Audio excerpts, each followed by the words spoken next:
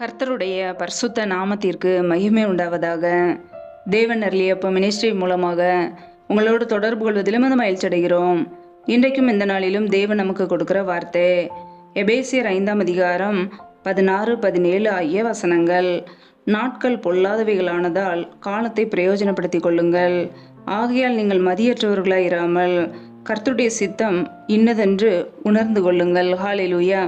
கிறிஸ்துவுக்குள் பிரியமானவர்களே, கர்த்தருடைய வார்த்தை சொல்லுகிறது, நாட்கள் பொல்லாதவைகளானதால் காலத்தை பிரயோஜனப்படுத்திக் கொள்ளுங்கள் என்று. ஆம் பிரியமானவர்களே, நாட்கள் பொல்லாத நாட்களாக இருக்கிறதினாலே நம்முடைய நேரங்களை வீணடிக்காதபடிக்கு நம் காலத்தை பிரயோஜனப்படுத்திக் கொள்ள வேண்டுமா? ஹல்லேலூயா. கர்த்தருடைய சித்தம் இன்னதென்று உணர்ந்து அதை நாம் செய்ய வேண்டும். மதியற்றவர்களாய் இராதபடிக்கு ஒவ்வொரு நாளும் கர்த்தருடைய சித்தத்தை நாம் நிறைவேற்றுகிற ஜனங்களாய் இருக்க வேண்டும். ஹல்லேலூயா. நாட்கள் பொல்லாத நாட்களாய் இருக்கிறது, கடைசி காலமாக இருக்கிறது, கொடிய நாட்களாய் இருக்கிறது, ஆபத்தான நாட்களாய் இருக்கிறது.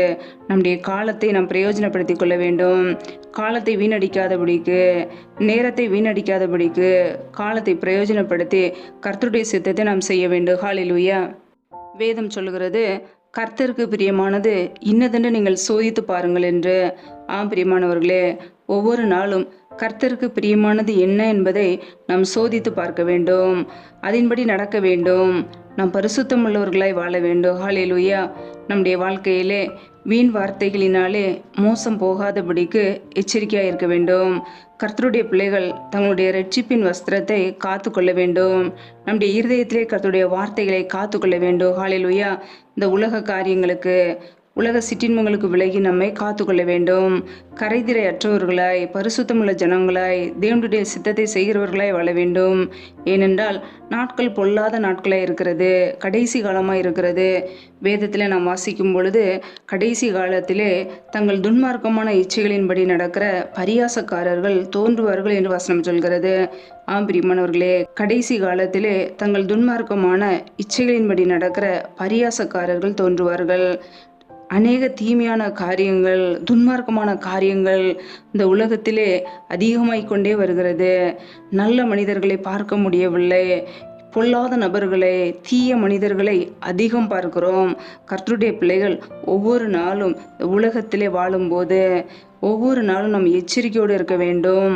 ஒருவனும் உங்களை வீண் வார்த்தைகளினாலே மோசம் போகாதபடிக்கு எச்சரிக்கையுங்கள் என்று வசனம் சொல்கிறது. ஆம் பிரியமானவர்களே, ஒவ்வொரு நாளும் நாம் எச்சரிக்கையாக இருக்க அழைக்கப்பட்டு இருக்கிறோம். அறிவுள்ளவர்களாய் ஞானத்தோடு நடக்க அழைக்கப்பட்டு இருக்கிறோம். மதியற்றவர்களாய் இராதபடிக்கு கர்த்தருடைய சித்தத்தை உணர்ந்து அதன்படி வாழ வேண்டும். ஹல்லேலூயா. கனியற்ற அந்தகார கிரியைகளுக்கு உடன்படக்கூடாது. அவைகளை நாம் கடிந்து கொள்ள வேண்டும். கர்த்தருக்கு பிரியமான காரியங்களை செய்ய நாம் அழைக்கப்பட்டு இருக்கிறோம். நாம் வெளிச்சத்தின் பிள்ளைகளாய் வாழ, வெளிச்சத்தின் பிள்ளைகளாய் நடக்க அழைக்கப்பட்டு இருக்கிறோம். ஹல்லேலூயா. வேதத்தில் நாம் பார்க்கிறோம், பிரசங்கி 9ஆம் அதிகாரம் 12ஆம் வசனத்திலே, தன் காலத்தை மனுஷன் அறியான், மச்சங்கள் கொடிய வலையில் அகப்படுவது போலவும் குருவிகள் கண்ணியில் பிடிபடுவது போலவும் மனுபுத்திரர் பொல்லாத காலத்திலே சடுதியில் தங்களுக்கு நேரிடும் ஆபத்திலே அகப்படுவார்கள் என்று வசனம் சொல்கிறது.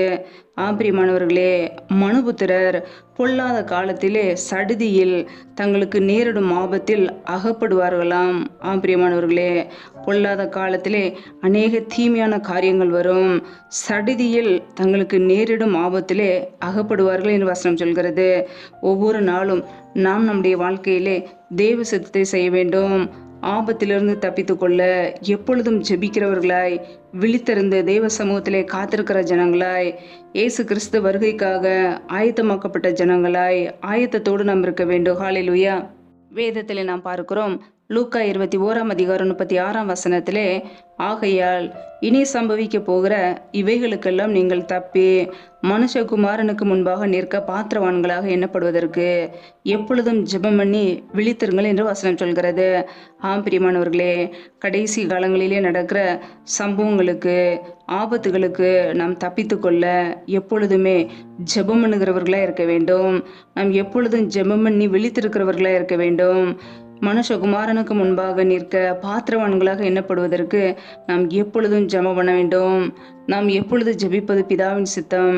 இடைவிடாமல் ஜெபம் பண்ணுங்கள் என்றார், ஜெபத்திலே விழித்திருங்கள் என்றார். ஆம் பிரியமானவர்களே, சோதனையிலிருந்து தப்பித்துக்கொள்ள 1 மணி நேரமாவது ஜெபிக்க கூடாதா என்று இயேசு கிறிஸ்து கேட்டார். பிரியமானவர்களே, நம்முடைய வாழ்க்கையிலே எவ்வளவு நேரம் ஜெபிக்கிறோம்? கர்த்தருடைய சித்தத்தை நிறைவேற்றுகிறோமா? இரவும் பகலும் வேதத்தை வாசிக்கிறோமா? தியானிக்கிறோமா? கடைசி காலத்தில் நடக்கிற பிரச்சனையிலிருந்து தப்பித்துக்கொள்ள கர்த்தருடைய பிள்ளைகள் எப்படி வாழ்கிறோம்? நம்முடைய வாழ்க்கையிலே கர்த்தரை குறித்த ஒரு அறிவு இருக்கிறதா? கர்த்தரை குறித்த அறிவு இல்லாதபடிக்கு, வேதத்தை குறித்த அறிவு இல்லாதபடிக்கு, இயேசு கிறிஸ்துவை அறிந்து கொள்ளாதபடிக்கு இந்த உலக காரியங்களிலே, உலக இச்சைகளிலே, உலக சிற்றின்பங்களிலே வாழ்ந்து கொண்டு இருக்கிறோமா?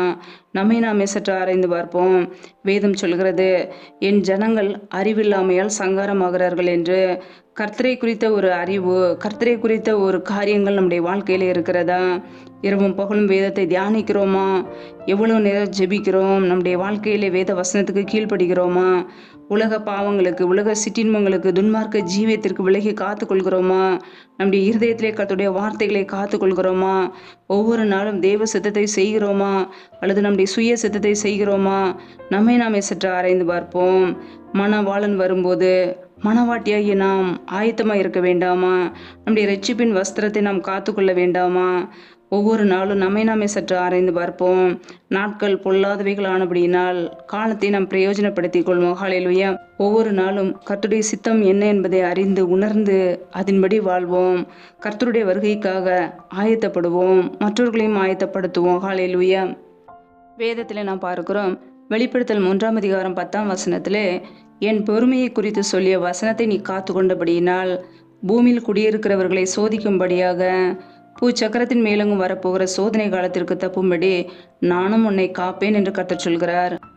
பிரியமானவர்களே, நம்முடைய வாழ்க்கையிலே கர்த்தருடைய வசனத்தை நாம் காத்து கொள்ளும்போது, அவருடைய வார்த்தைகளை காத்து கொண்டு அதன்படி வாழும்போது சோதனை காலத்துக்கு கர்த்தர் நம்மை தப்புவிப்பார். ஹல்லேலூயா. வரப்போகிற ஆபத்து காலத்திற்கு, சோதனை காலத்திற்கு கர்த்தர் நம்மை தப்புவிக்க வல்லமையுள்ளவராய் இருக்கிறார். கர்த்தருடைய பிள்ளைகள் கர்த்தருடைய வசனத்தை இருதயத்திலே காத்து கொள்ள வேண்டும், அந்த வார்த்தையின்படி வாழ வேண்டும். ஆபத்தான காலத்துக்கு, இக்கட்டான காலத்துக்கு தப்பித்து கொள்ள ஒவ்வொரு நாளும் வேத வசனத்தை காத்துக்கொள்வோம், அதன்படி வாழ்வோம். எப்பொழுதுமே விழித்திருந்து ஜெபிக்கிறவர்களாய் மாறுவோம்.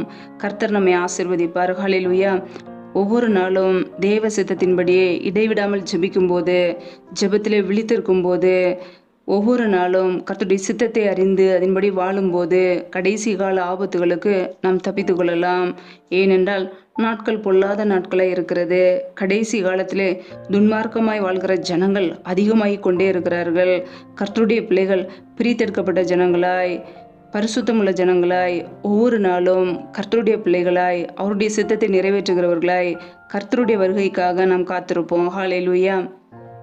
மணவாளன் வரும்போது மணவாட்டியாகி அவருடைய ஜனங்கள் ஆயத்தமாக இருக்கும்போது அவரோடு கூட கல்யாண வீட்டுக்குள்ளே நாம் பிரவேசிக்க முடியும். ஹல்லேலூயா. இந்த கடைசி காலத்திலே தீமையான காலங்களுக்கு, உபத்திரமான காலங்களுக்கு, சோதனை காலங்களுக்கு தப்பித்து கொள்ள கர்த்தருடைய வார்த்தையின்படி வாழ்வோம், அவருடைய வார்த்தைக்கு கீழ்ப்படிவோம். ஒவ்வொரு நாளும் கர்த்தருடைய சித்தம் என்ன என்பதை உணர்ந்து அதன்படி வாழ்வோம். கர்த்தர் நம்மை ஆசீர்வதித்து வழி நடத்துவார். ஹல்லேலூயா. நம்மை நாமே அவருடைய சமூகத்திலே தாழ்த்தி அர்ப்பணித்து ஜெபிப்போம். ஜெபம். எங்களை அதிகமாய் நேசிக்கிற எங்கள் அன்பின் பரலோக தகப்பனே, மை துதிக்கிறோம், ஸ்தோதரிக்கிறோம் அப்பா. இந்த நாளில் கூட உடைய வார்த்தைகளோடு எங்களோடு பேசினீரே, அதற்காக உமக்கு நன்றி. இப்பொழுதும் யாரெல்லாம் இணைந்து ஜெபிக்கிறார்களோ ஒவ்வொரு குடும்பங்களையும் உடைய கரங்களிலே அர்ப்பணித்து தாழ்த்து ஜெபிக்கிறோம் அப்பா. என் தேவன் ஆசீர்வதிங்க, ஒவ்வொரு குடும்பங்களையும் பாதுகாத்து கொள்ளுங்க. பிள்ளைகள் செய்கின்ற வேலைகள், தொழில்கள், வியாபாரங்கள் எல்லாவற்றையும் ஆசீர்வதிங்கப்பா. கையின் பிரயாசங்களை பெருக பண்ணுங்க, வர்த்திக பண்ணுங்க. கையின் பிரயாசங்கள் தேவையில்லா செலவுக்கோ, வீண் செலவுக்கோ, மருத்துவ செலவுக்கோ, வட்டிக்குன்னு சொல்லி போகாதபடிக்கு என் தேவன் பிள்ளைகளை ஆசீர்வதிங்க, அப்படியே நன்மையினால் நிரப்புவீராக. எந்தெந்த குடும்பங்களிலெல்லாம் பலவீனத்தோடு, சோர்வோடு, வியாதியோடு இருக்கிறார்களோ என் தேவன் அவர்களை தொடுவீராக. இப்படி சுகமாக்கு கரம் இப்பொழுதே பிள்ளைகளை தொட்டு சுகமாக்கட்டும், விடுதலையாக்கட்டும். பலவீனத்திலே அப்படியே பலன் பரிபூரணமாய் விளங்கட்டும். ஆசீர்வதிங்கப்பா, அப்படியே கரங்களிலே அர்ப்பணிக்கிறோம். எந்தெந்த குடும்பங்களிலெல்லாம் திக்கற்ற பிள்ளைகளாய் தனிமையோடு வாழ்கிறார்களோ, கணவரால் கைவிடப்பட்ட ஒரு நிலைமையில் யாருமே இல்லாமல் கஷ்டப்படுகிறார்களோ என் தேவன் உதவி செய்யுங்கப்பா. திக்கற்ற பிள்ளைகளுக்கு நீரே சகாயர், மனமிறங்குங்க, உதவி செய்யுங்க, இப்படியே நன்மையினால் நிரப்புங்க.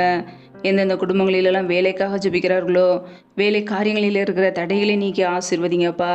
என் தேவன் தடைகளை நீக்குகிறவர். பிள்ளைகள் படிப்பு கேட்ட நல்ல வேலைகளை ஏற்படுத்தி கொடுங்க. எந்தெந்த குடும்பங்களிலெல்லாம் பிள்ளைகளுக்காக ஜெபிக்கிறார்களோ, பிள்ளைகளுடைய திருமண காரியங்களுக்காக ஜெபிக்கிறார்களோ, என் தேவன் அந்த குடும்பத்தை கண்ணோக்கி பார்ப்பீராக. திருமண தடைகள் எல்லாம் இயேசு கிறிஸ்துவின் நாமத்தினால நீங்க போகட்டும். குடும்பத்தில் உள்ள எல்லா காரியங்களையும் ஆசீர்வதிங்கப்பா. ரட்சிக்கப்பட்ட மணவாளனை, ரட்சிக்கப்பட்ட பிள்ளைகளை கொடுத்து ஆசீர்வதிங்க. குடும்ப பண பிரச்சனைகள் எல்லாவற்றையும் சந்திங்கப்பா. திருமண காரியங்களை ஏற்ற நேரத்தில் நடத்தி கொடுங்க. நம்முடைய கரங்களில் அர்ப்பணிக்கிறோம். எந்தெந்த குடும்பங்களிலெல்லாம் பலவீனத்தோடு சோர்ந்து இருக்கிறார்களோ, என் தேவன் பலப்படுத்துங்க. அப்படியே கிருபையினால் நிரப்புங்க. அப்படியே வல்லமையினால் நிரப்பி ஆசீர்வதிங்க. எந்தெந்த குடும்பங்களிலெல்லாம் கர்ப்பத்தின்கனிக்காக ஜெபிக்கிறார்களோ, என் தேவன் பிள்ளைகளை ஆசீர்வதிங்கப்பா. அன்னாலே ஆசீர்வத போல பிள்ளைகளையும் ஆசீர்வதிங்க. பள்ளிக்கு பெறுகிற கிருபையினால் நிரப்புங்க. அப்படியே நன்மையினால் நிரப்புங்க. அப்படியே கரங்களில் அர்ப்பணிக்கிறோம். இந்த இரவு நேரத்தில் இன்பமான நித்திரையை கொடுங்க. சத்துரு கொண்டு இருக்கிற எல்லா போராட்டங்களுக்கும், பிரச்சனைகளுக்கும், தீமைகளுக்கும், மரண பயங்களுக்கும், இருளின் அதிகாரங்களுக்கும் விளக்கங்களை பாதுகாத்து கொள்ளுங்கப்பா. ஒவ்வொரு நாளும் தெய்வ சித்தத்தை நிறைவேற்ற எங்களை அர்ப்பணிக்கிறோம். நாட்கள் பொல்லாத நாட்களாக இருக்கிறபடினாலே காலத்தை பிரயோஜனப்படுத்திக்கொள்ள எங்களை அர்ப்பணிக்கிறோம். நேரத்தை வீணாக்காதபடிக்கு ஒவ்வொரு நாளும் வேதம் வாசிக்கவும் ஜெபிக்கவும் எங்களை அர்ப்பணிக்கிறோம். வேத வசனத்துக்கு கீழ்ப்படிந்து வாழ எங்களை அர்ப்பணிக்கிறோம். எங்களை ஆயத்தமாக்குங்க, தகுதிப்படுத்துங்க. உடைய வருகையிலே நாங்கள் காணப்பட வேண்டுமாப்பா.